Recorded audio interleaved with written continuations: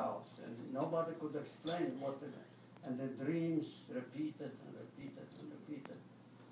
Nobody could explain why. But the boss or the warden of the jail had experience with Joseph to explain different things and predict things, and he went to Pharaoh and told him, I have a man here in jail who is a Hebrew, and he can predict different things, and he might be able to explain the dreams that you have, Pharaoh. And Joseph came to Pharaoh, and Pharaoh told him about his dreams. So Joseph said that Egypt will have 7 years of plenty, of good agrarian things, of good crops. And then after the good crops, the famine will come. Everything will dry up.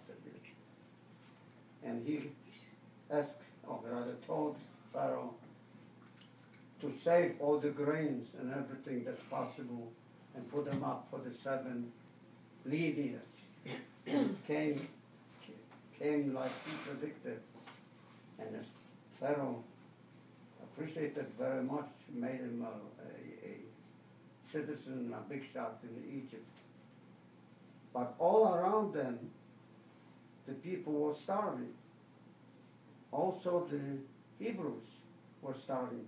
But they heard of land of Egypt, that there was plenty of food, and they came to Egypt to beg for food, and buy food. But Joseph was in charge of all this. Pharaoh made him to be in charge of all those reserves, food reserves, or whatever it was. And they came to Pharaoh, and of course they came to Joseph. They didn't recognize him. They didn't know that he was their brother. And he looked favorably upon him and let him come in, and all the Hebrews. And they fed him, and they stayed in Egypt, and they prospered.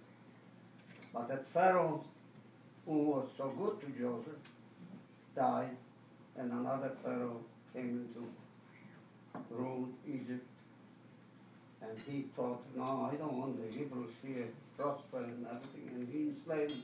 That's how the Hebrews became slaves for 400 years. They labored.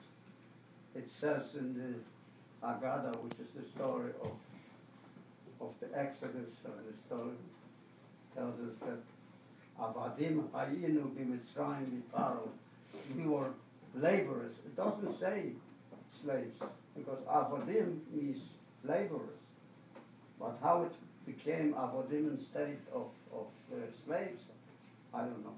It was never explained to me. I never read about it. But anyway, and the rumor started around that there will be a deliverer who will deliver the Hebrews from bondage.